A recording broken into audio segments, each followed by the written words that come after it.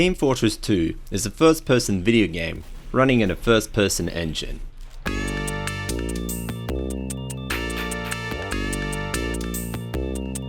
Okay, so that's a no-brainer, but there's quite a few third-person elements in TF2.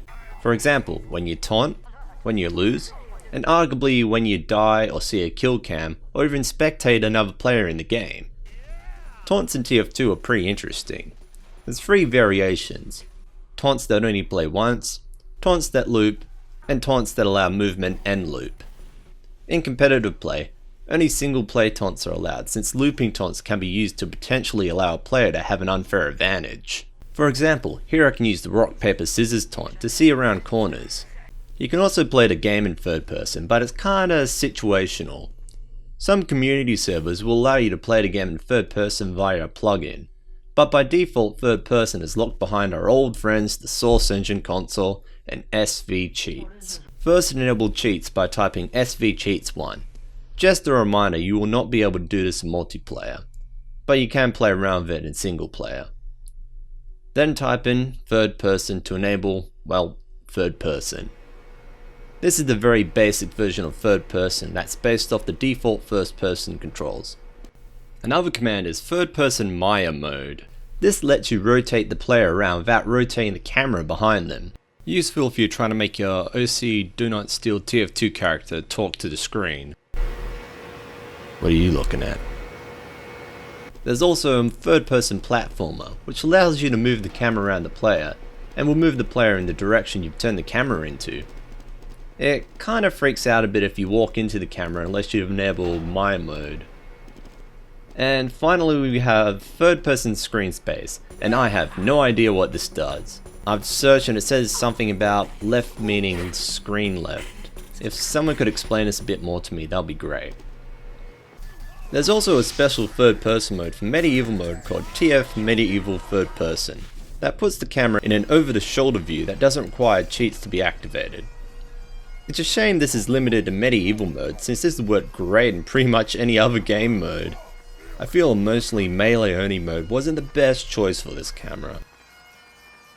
If we look beyond TF2 and look at some other Source Engine games in third person, we get some interesting results. Half-Life 2 starts off with this bizarre out-of-body experience featuring a G-Man. In the third person, it's revealed Gordon Freeman's real identity is a freaky looking breathing statue. Obviously this is because you've never meant to see Gordon in third person, so it's only a placeholder model.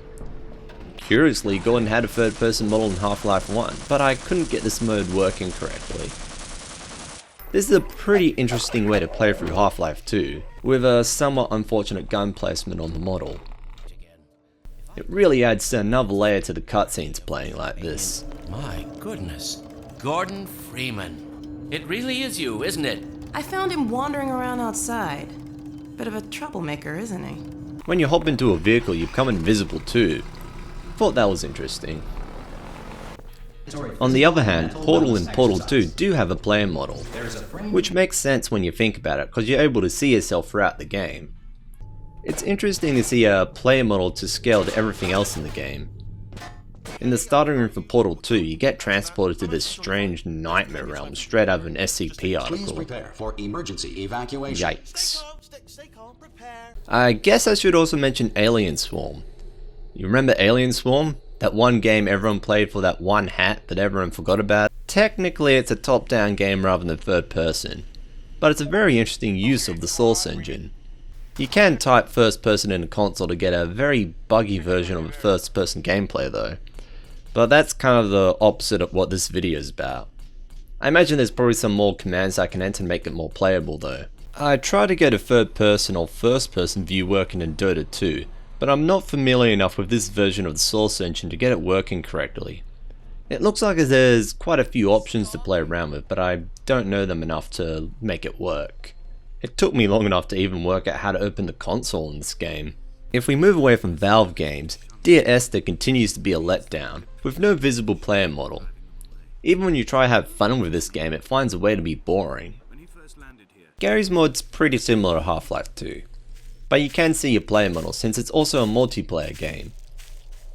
Gmod supports custom scripts, which allow for third-person cameras that are different from the source engine's default. Black Mesa once again gives us the statue man. Unfortunately, the game crashed when I tried to test the multiplayer in third person, but I imagine if I could, you would be able to see it. Breaking news! I just worked out how to fix a third-person camera in Half-Life. Gotta enter in third person, and then enter in cam, ideal yaw, 0. This will make the camera stand behind the player rather than to the side.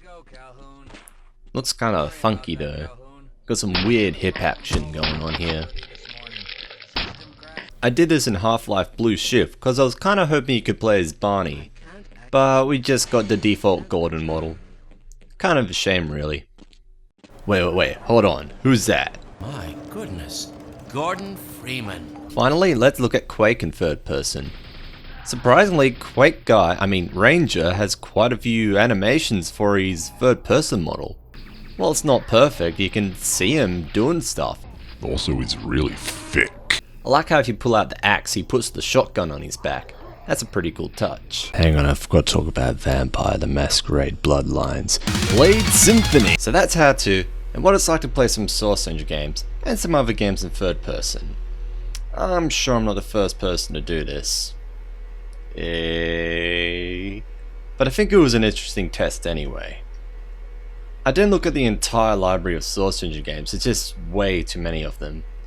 Generally the idea is for multiplayer games like Counter-Strike, Garry's Mod, TF2, there will be a third person model. And for single player only games, with a few exceptions, it's normally just a placeholder freaky statue Gordon model. Wow, this is a really long map. Someone should make a video about this. Like 18 videos.